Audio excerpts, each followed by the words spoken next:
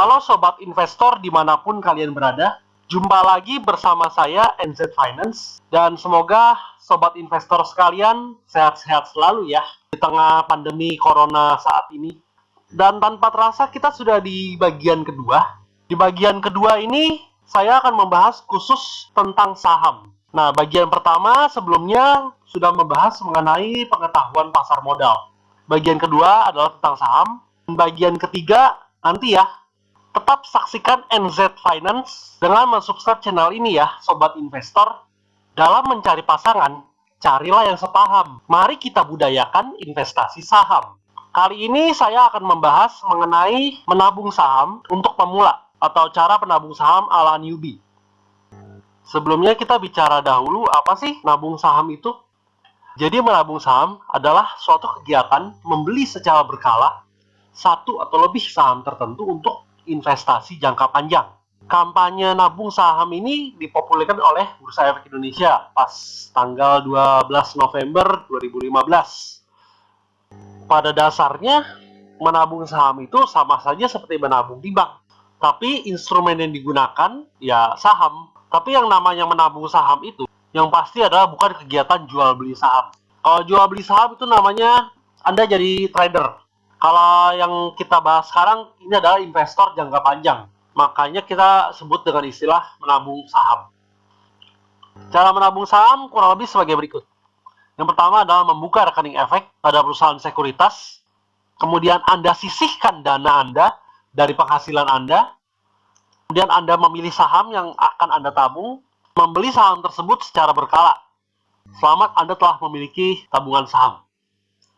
Cara membuka rekening efek. Sebelumnya saya sudah pernah jelaskan cara membuka rekening efek secara detail di P1C, mekanisme perdagangan pasar modal.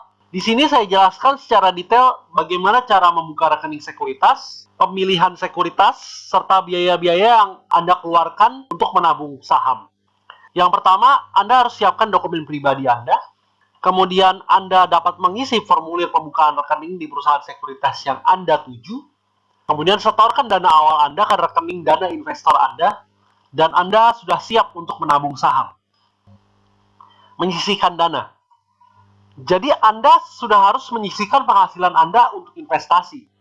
Yang namanya menyisihkan itu bukan sisa, tapi penghasilan Anda sudah harus dipotong di awal atau dibagi di awal. Yang mana yang untuk investasi, kebutuhan, keinginan Anda.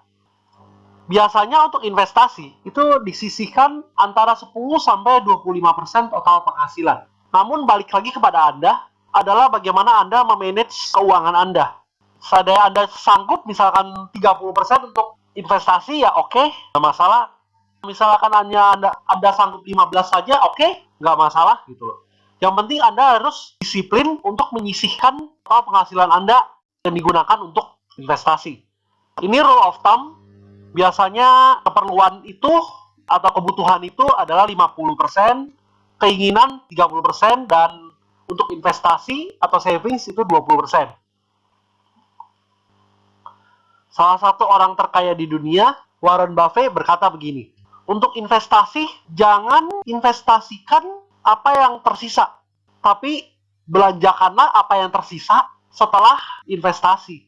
Jadi ini pentingnya membagi atau menyisihkan dana Anda untuk investasi agar Anda dapat mengontrol atau memanage keuangan Anda. Memilih saham. Pada dasarnya saham adalah surat kepemilikan perusahaan. Jadi jika Anda membeli saham, Anda membeli bisnis perusahaan tersebut dengan uang Anda yang seadanya. Makanya di awal saya sudah jelaskan, dalam menabung saham itu bukan kegiatan jual beli saham. Tetapi Anda membeli saham seolah-olah Anda menjadi pemilik dari perusahaan tersebut. Sehingga dalam memilih saham, Anda harus mengenal saham apa dan perusahaan apa yang akan Anda beli.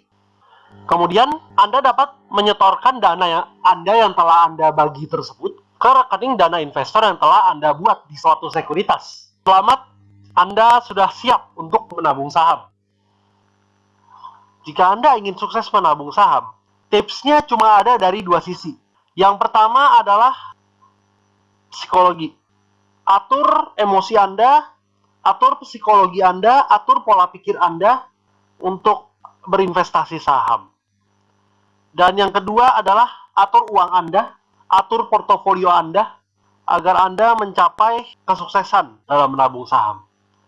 Oke, dari sisi psikologi yang saya bahas pertama ini adalah jangan ikut-ikutan. Ini adalah kesalahan paling banyak yang saya temukan di banyak pemula yang baru masuk di saham. Karena mereka tidak tahu harus investasi saham apa, akhirnya mereka ikut rekomendasi ini, ikut rekomendasi itu. Dari orang yang bahkan kita tidak tahu dasarnya itu apa.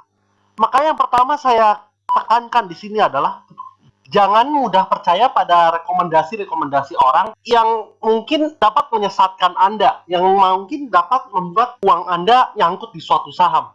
Yang paling penting di sini adalah Anda punya pendirian sendiri, bahwa Anda akan menabung saham apa. Kedua, jangan takut atau panik. Jagalah emosi Anda. Ada kalanya saat Anda investasi saham, nilai investasi Anda dapat menurun. Anda harus tetap on track pada rencana yang telah Anda buat. Jadi kalau Anda sudah berencana, hendaklah Anda mengikuti rencana Anda sendiri. Jangan terbawa oleh emosi melihat suatu saham harganya tiba-tiba naik atau harganya tiba-tiba turun. Yang ketiga adalah sabar. Anda harus sabar dan disiplin terhadap rencana yang telah Anda buat tersebut. Karena waktu adalah teman terbaik dari investor. Manajemen keuangan atau money management. Yang harus Anda sadari bahwa untuk menabung saham adalah Anda harus menggunakan uang dingin.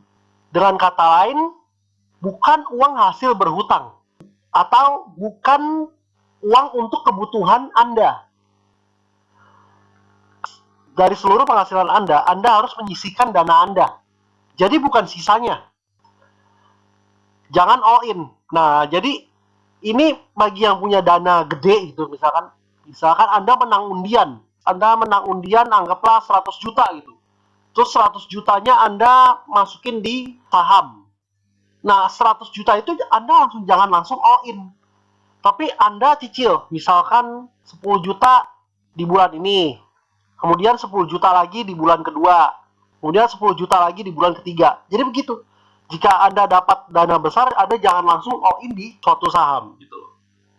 Yang terakhir adalah diversifikasi. Jadi Anda sebaiknya tidak investasi di satu saham saja. Anda dapat investasi di 2 atau lebih saham dengan berbeda sektor.